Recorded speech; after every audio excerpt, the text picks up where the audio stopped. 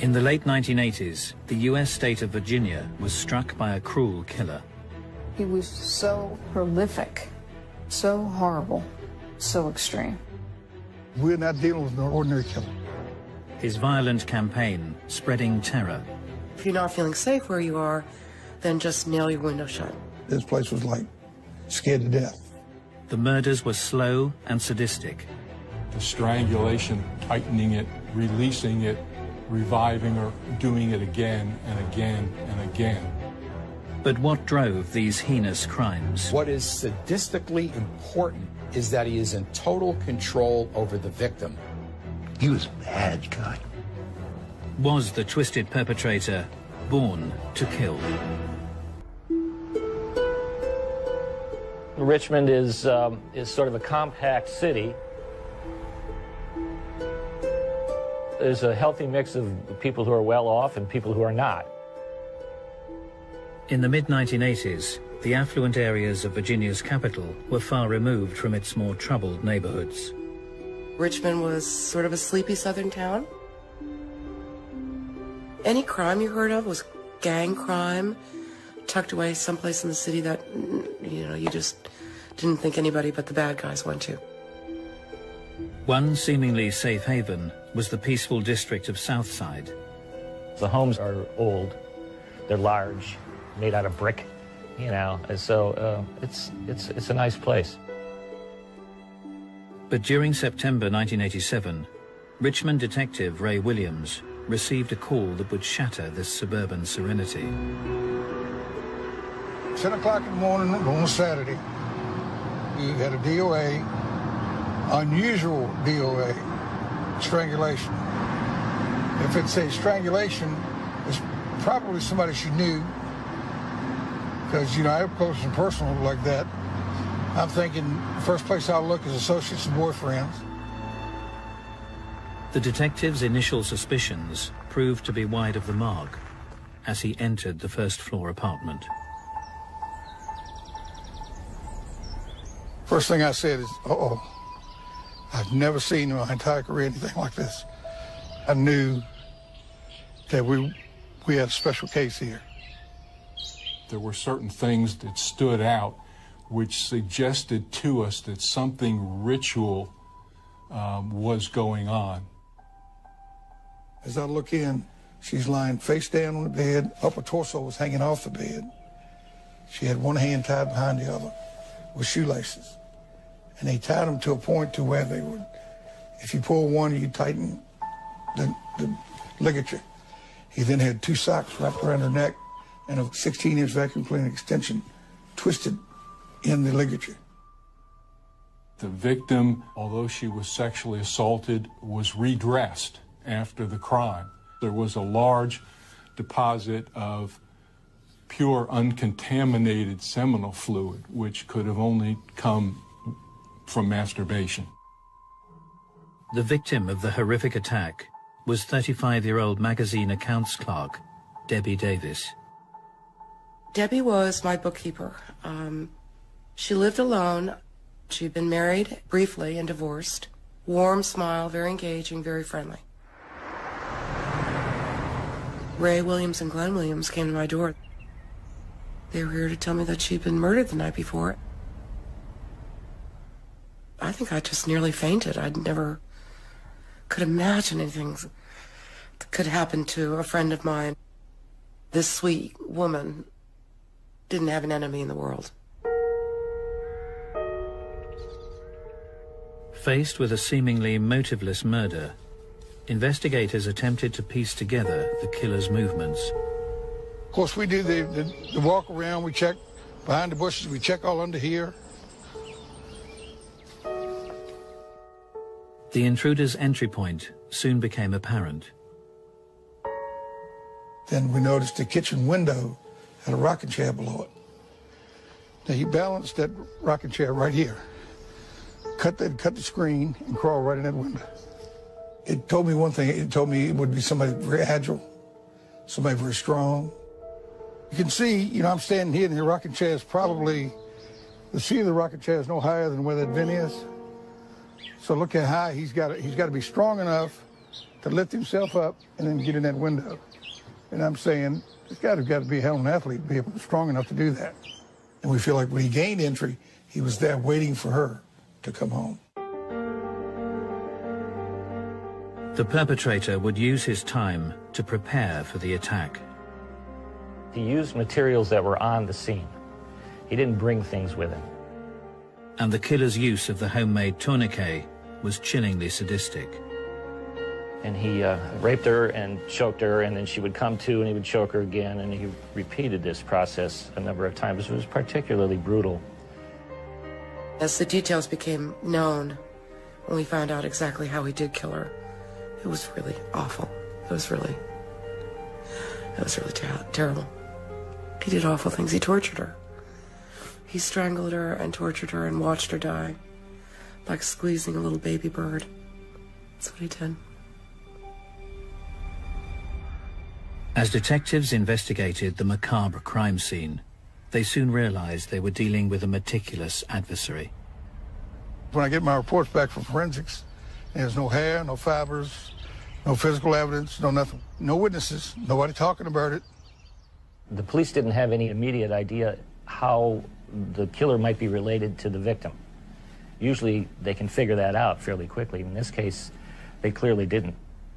You know, this guy's awfully bold to go in and do the things he did to her with people in the apartments next door. He had nobody heard anything. The Southside residents were shocked by the brutal slaying, but the silent killer was already planning to terrorize their neighborhood again. In September 1987, the Southside district of Richmond, Virginia, suffered a horrific murder at the hands of a sadistic killer. 35-year-old Debbie Davis was strangled in her own home in a prolonged, twisted attack. Police struggled to find a lead, and 2 weeks later, Detective Ray Williams was called to peaceful Southside once more. Quiet neighborhood, look, hear the birds. It's middle class, nice homes, very low in crime, including burglaries. Very seldom you get a street robbery.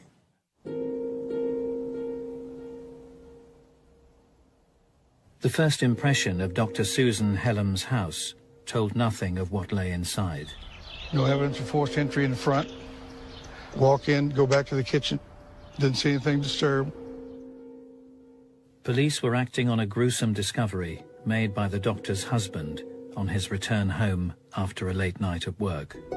Went upstairs, the bed was messed up, the sheets were all in disarray, and I could see the louvered doors on the closet that were open. And as I look over, I could see her hip and legs outside the closet. Dr. Susan Helms, a neurosurgeon at the Medical College of Virginia, was found. She was, in addition to sexually assaulted identical to Debbie Davis, she was savagely beaten. We're not dealing with an ordinary killer. Actually, we're dealing with a very unique personality. It was clear that whoever had killed her had surprised her somehow, had gotten into the home through an open window. The perpetrator had demonstrated exceptional agility. He gained entry.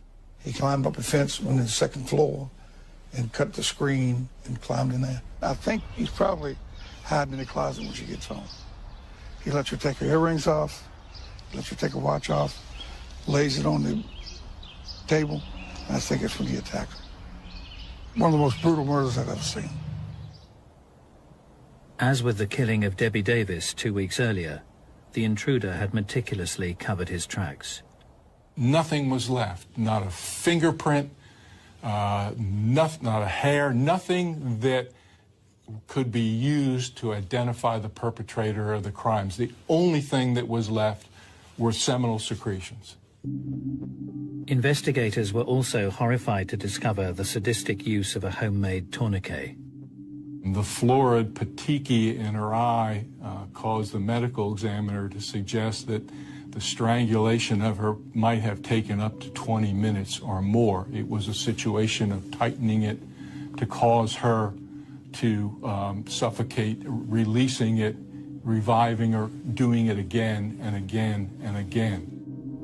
What is sadistically important is that he is in total control over the victim, and having her die slowly and having her suffer and having her know that he is in complete control of her life is arousing to him. And so he's going to try to prolong her agony as much as he possibly can in order to satisfy himself.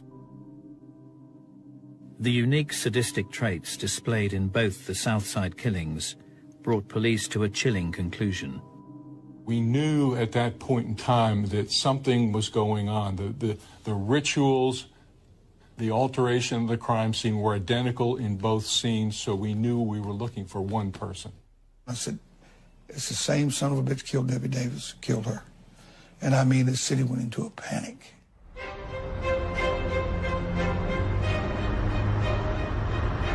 Once this was identified as a serial killing, everything in Richmond changed immediately. You could walk through Forest Hill Avenue, every light over there was lit. Every lock, deadbolt lock, in every hardware store sold out. We had somebody come in and say to women in particular, if you're not feeling safe where you are, then just nail your window shut. And this place was like scared to death. As the pressure mounted, police would turn to the FBI for a profile of the killer, now dubbed the Southside Strangler. We tended to think, quite candidly, that we were looking for a white guy, probably about 30 years old, somewhere in that neighborhood. Intelligence, he'd be a loner, he wouldn't talk about his crimes, he'd roam at night. The previous history of this, we didn't know whether it was in Virginia or somewhere else in the United States, but that this wasn't a beginner. This was an experienced individual who had done this.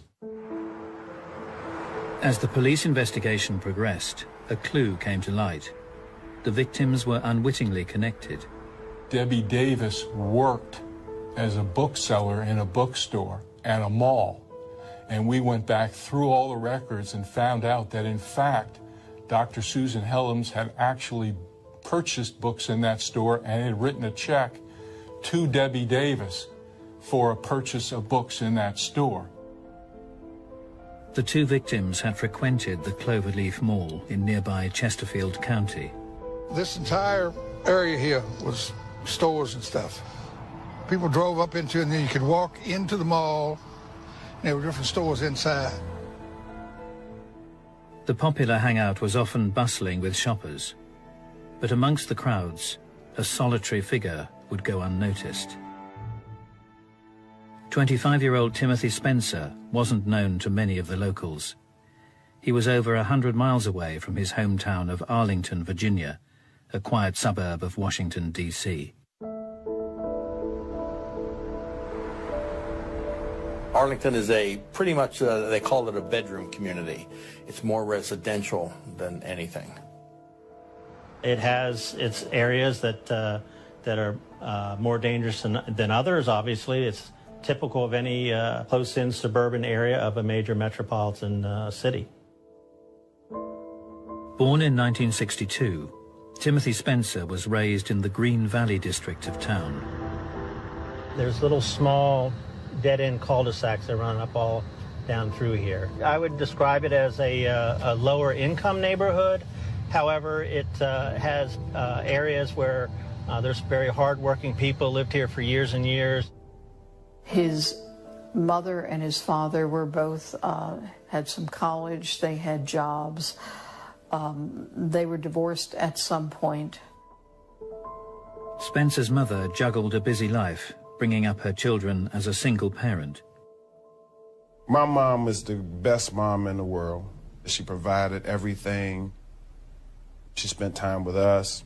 We had meals at the table. So we were pretty much a structured family. As the older sibling, Timothy would naturally look out for his younger brother. It was Christmas, and I got an orange bike. with the training wheels on it. So we go out on the street and he was like, hey, first thing we gotta do, we gotta take these training wheels off. And for about 5 hours, we just rode around and he was behind me with his hand on the seat, just guide me. And it's funny because I ran right into a car. Boom! And he said, you can't be looking back at me. You got to keep your eyes on the road, and, just a whole spiel. So he was definitely, a loving brother. Although quiet, Spencer stood out in the neighborhood. He was gorgeous, man. My brother was dynamite gorgeous. I used to be with him and people scream because he looked so good. Hazel eyes. That's what made him unique. They changed like the weather. He was always quiet around everybody, but when he and I were together, it was, we would talk like brothers and laugh and, tell each other things, and that's my big brother, man. A person who becomes singled out because they're very attractive or they're very unique in a way that people respond to and treat as if they're quite special, especially if they're already narcissistic, they will believe that they should be accorded certain treatment, and when they don't get it, they could get angry. Spencer increasingly struggled to conform. His behavior drastically deteriorated during his school years. He was a poor student. He was difficult. He may have been intelligent enough, but did very little in school. At some point when he was, I think, about 12 years of age, he was urinating, he was defecating in the public area in the school. But Timothy's rebellious actions were not confined to childish pranks. He also had history as an arsonist. It kind of is up above where the cul-de-sacs are. That's where he had burned a car. Fire setting gives an individual a sense of control, a sense of power, a sense of domination. Because with a match, you could burn down a building, you could put a car on fire, and this type of powerful control is stimulating for some of these individuals. 13 years later, Richmond's South Side was reeling from 2 sadistic strangulation murders. And now, just outside the city limits, the killer would strike again. Diane Sho, she was a young girl, 15 as I recall, and she lived in Chesterfield County. The teenager was a diligent student with her sights set on medical school. On November the 21st, she had ended the day at her computer, studying in her bedroom. It happened on a Saturday, I believe. I get a call from Chesterfield. They said, Ray, we got a 15-year-old kid strangled and tied just like your victims were. On arrival at the Cho's apartment, the Richmond detective would be shocked by the perpetrator's audacity. Her brother was in the next bedroom. Her parents were there when he came in. So he comes in, duct tapes her, ties her wrist and everything. She was actually raped and strangled in her bedroom. The agile killer had struck in the dead of night. The entry point through a window was consistent with his prior murders. And he spent, quite a bit of time in there with her, and apparently he never made enough noise to wake up her parents who were in this house. She was covered with a sheet draped across her private areas. Anyone who's posing victims in a specific way is trying to extend the crime scene. They want something to radiate out from their crimes in a way that will make them feel powerful again, just thinking about it. Previous cases had led FBI profilers to suggest that the perpetrator was statistically more likely to be white. But a discovery at the crime scene suggested otherwise. He left one hair inside, rolled up. It was rolled up in a bed sheet. So they collected that, and all they could tell us was it's consistent with being a Negro hair. But as detectives set to work on this long-awaited lead, they were unaware that the killer was about to strike again.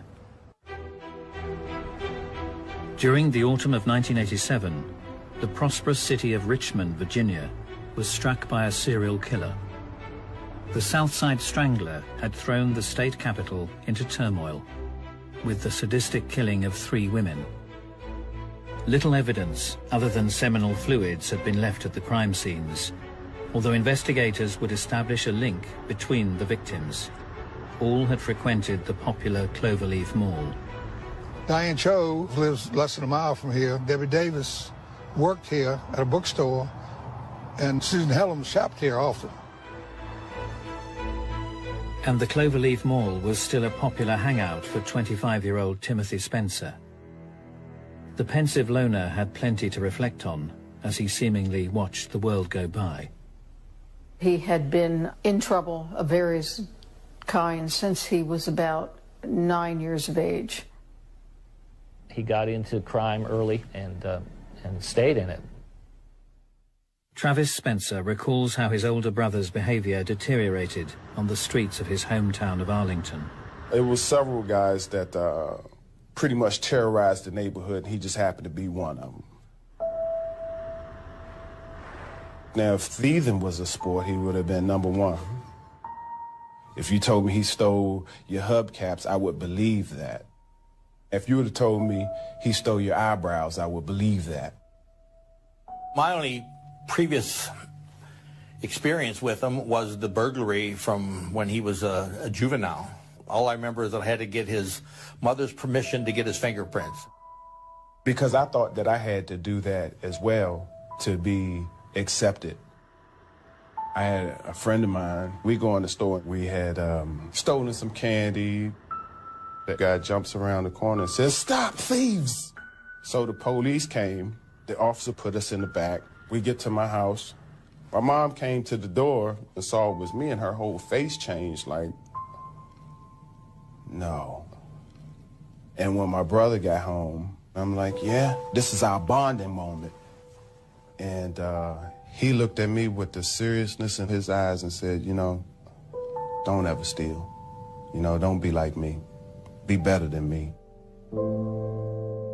As Timothy Spencer approached his 20s, his escalating career of crime would lead to severe consequences.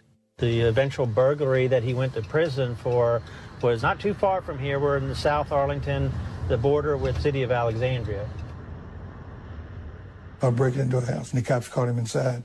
That's why he got his time. He was serving time for B&E. The jail part, now that right there, that was the part of me growing up.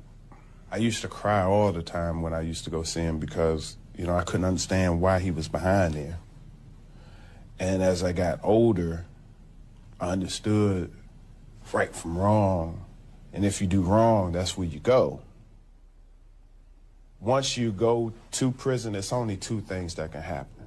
Either you're going to do better or you're going to turn to the dark side. Spencer would be released in September 1987, having served 3 years in prison. He was placed in a halfway house 100 miles away from Arlington, in the Southside district of Richmond. His apartment was the one upstairs on the left-hand side. It's a transitional house for nonviolent offenders.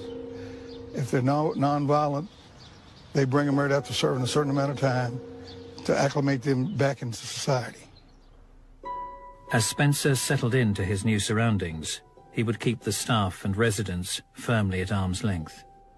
He was a loner. He didn't talk to anybody, didn't have any friends. But when he ate near the end of the table, would not engage in conversation. If he watched TV, he'd sit on the other side of the room. However, Spencer did cultivate a relationship with a female member of staff. Servicing her car opened up opportunities for the reclusive resident. The only person he talked to was a woman whose car he used to work on so he could drive.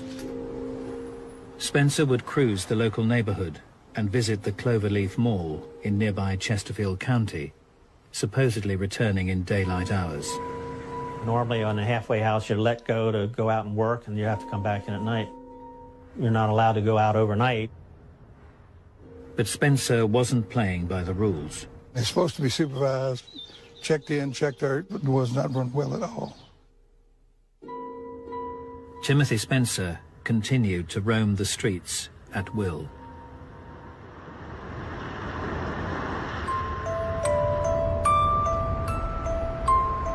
As the residents of Richmond continue to be plagued by the South Side Strangler, 100 miles to the north, the city of Arlington appeared to be far removed from the killer's grip.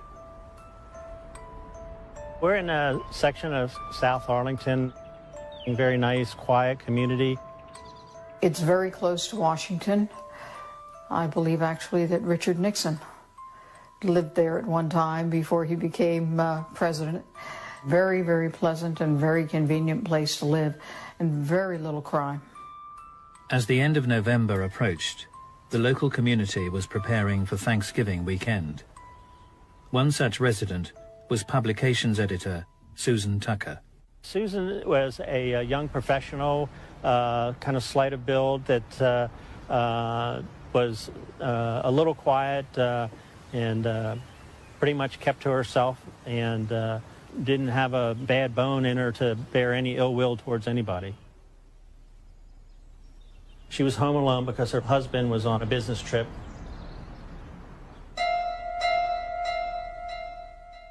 As Thanksgiving weekend drew to a close, Arlington detectives were called to Susan's address in the Fairlington district.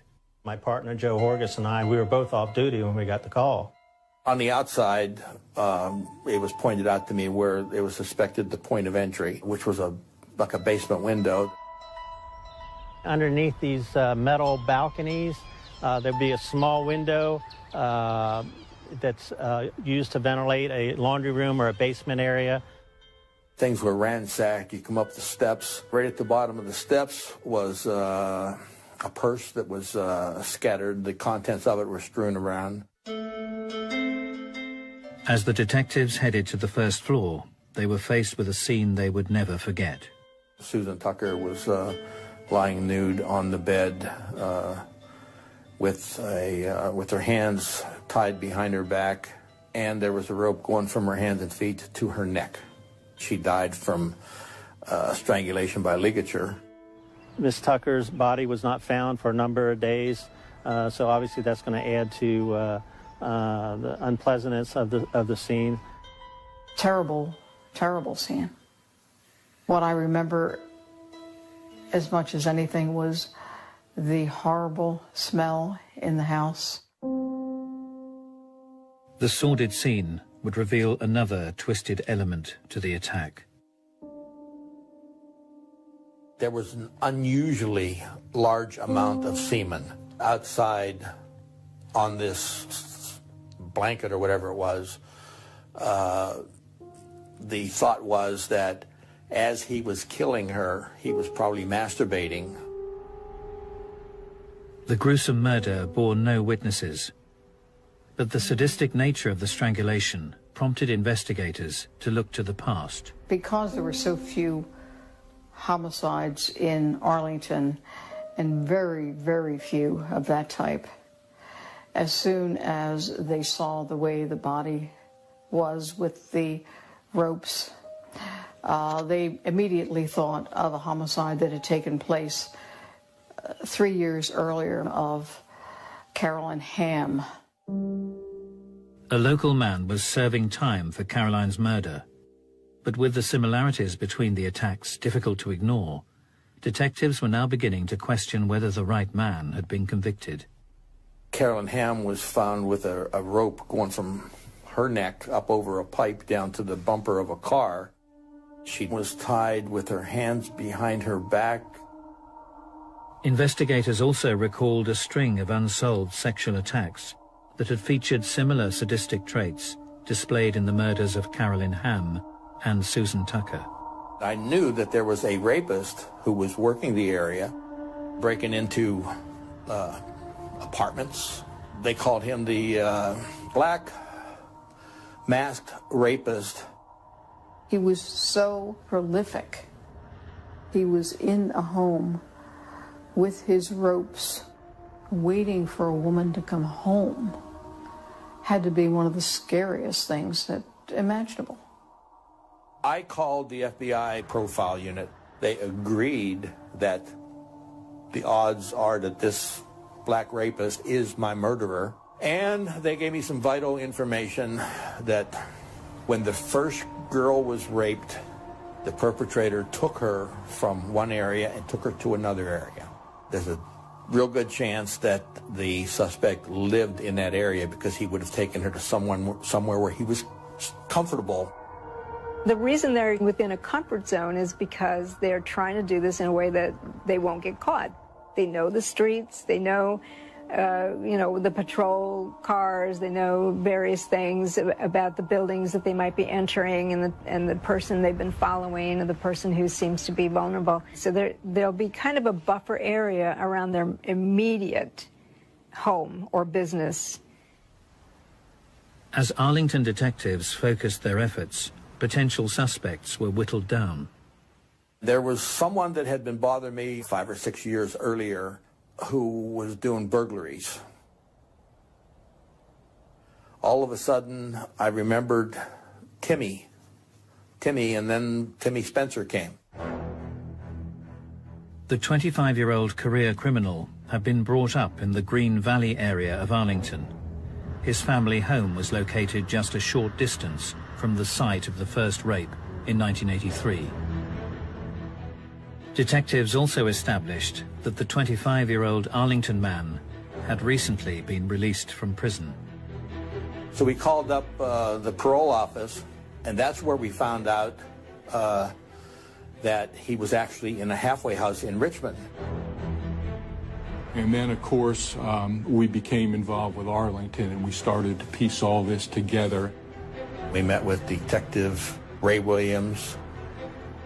It would soon become apparent that Spencer could have been responsible for far more than the succession of rapes and murder of Carolyn Hamm.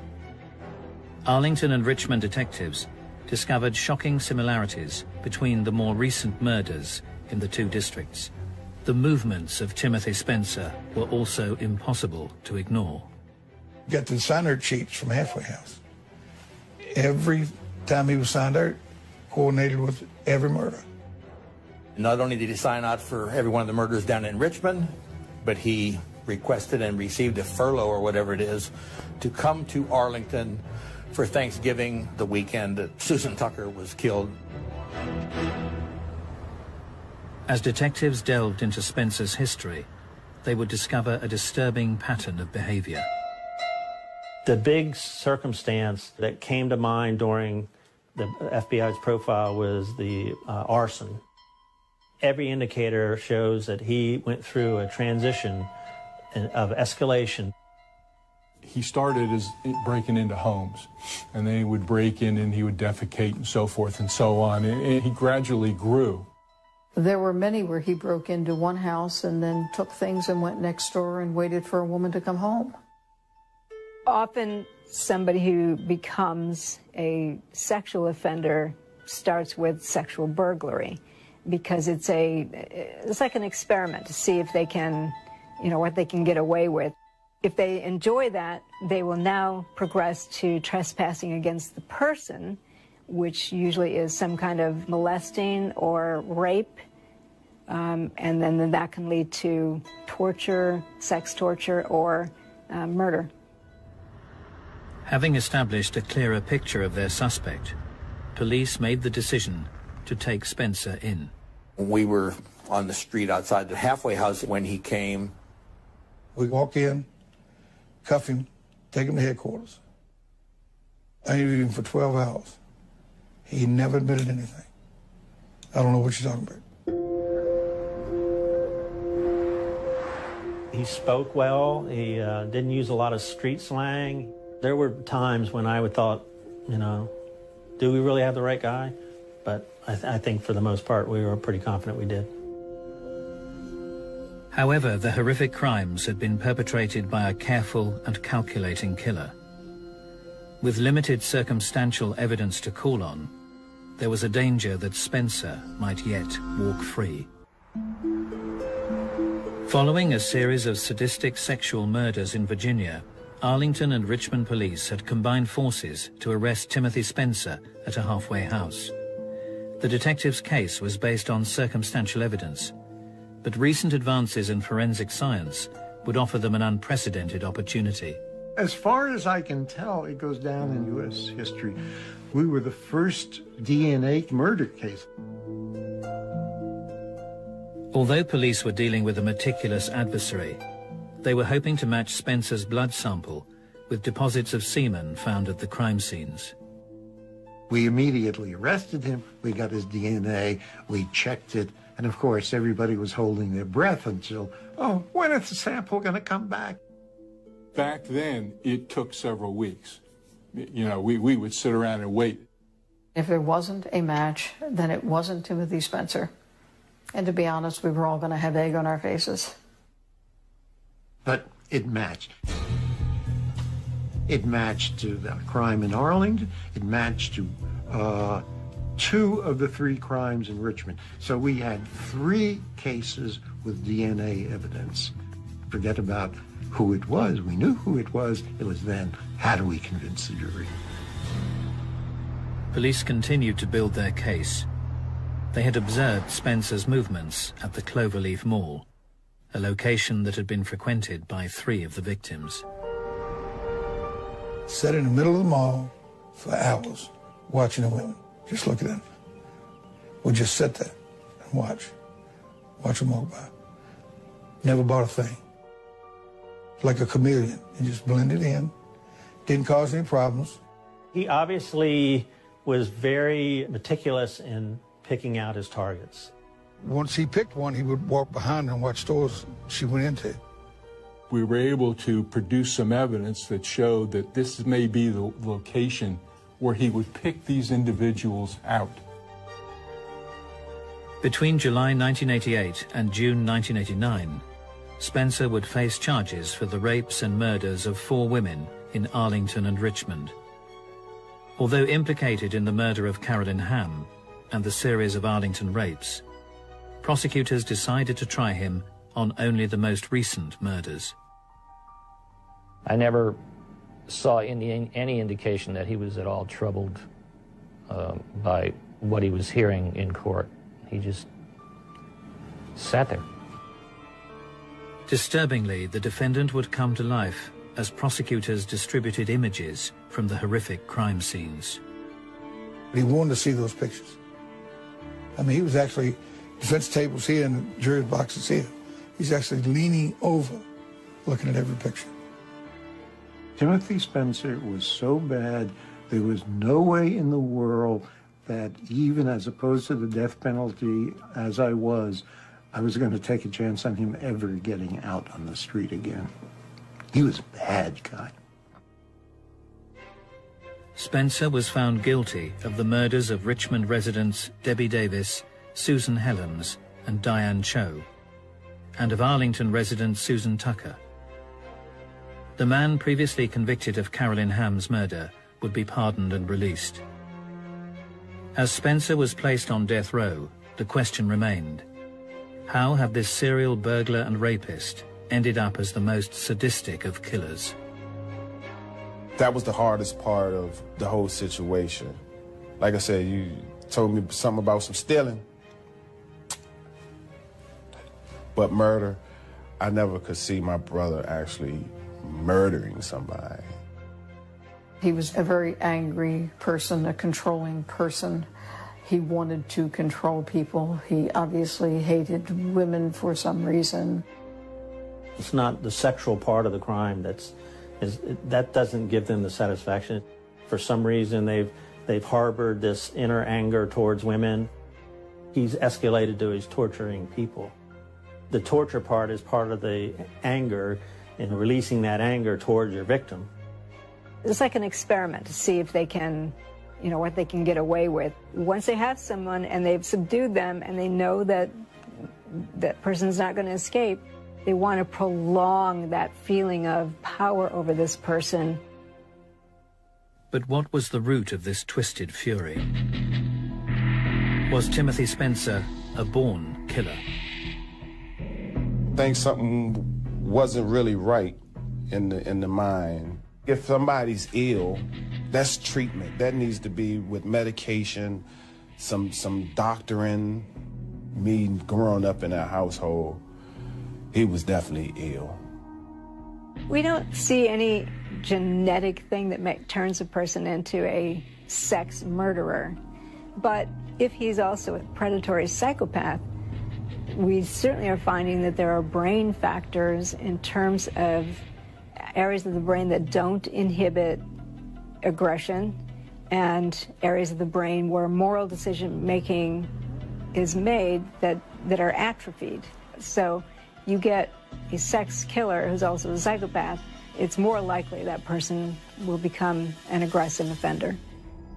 I wouldn't say he's a born killer, but that deviant sexual arousal pattern is certainly hardwired. And with other events in individuals' development and childhood could set the stage for somebody to act out. Timothy Spencer was executed at the Greensville Correctional Center on April the 27th, 1994. They called me, they said, "You coming down?" I said, "No. I deal in death every day. And it's just a legal way for the state. You're still killing somebody." I mean, I'm not saying he didn't deserve to die, because he'll never kill anybody else. But I still have mixed emotions about death penalty. That day, phew. Yeah, I was there. I was there the last day on this earth when they told us we had 2 minutes left to talk to him. You know, for you to be sitting there with a person perfectly healthy, they damn near had to pry us apart. I do remember the day that he was to be executed was a very unusual day for me. And I remember not being able to speak to people all day long and just carrying it around with me, remembering my friend. For many, the actions of this sadistic killer are simply a terrible chapter from the past. But for some, the pain lives on. I think that to be able to do what he did and to murder my friend in the method that he did, he was an absolute monster. He was the personification of evil. Most evil person. He was certainly the worst person that I encountered in the 25 years or so that I was in that kind of environment. You have those nights where you dream of them and you wish you could just hold them and hug them, and they're just not there. They're just not there. Wake up out your dream, crying 9 times out of 10. He did what he did. No doubt about that. We can't erase it. We all are crime victims. Life still goes on. And, you know, it's still a constant struggle. And I'm sure the victims' families, you know, they're struggling as well, you know. Nobody's a winner in this situation.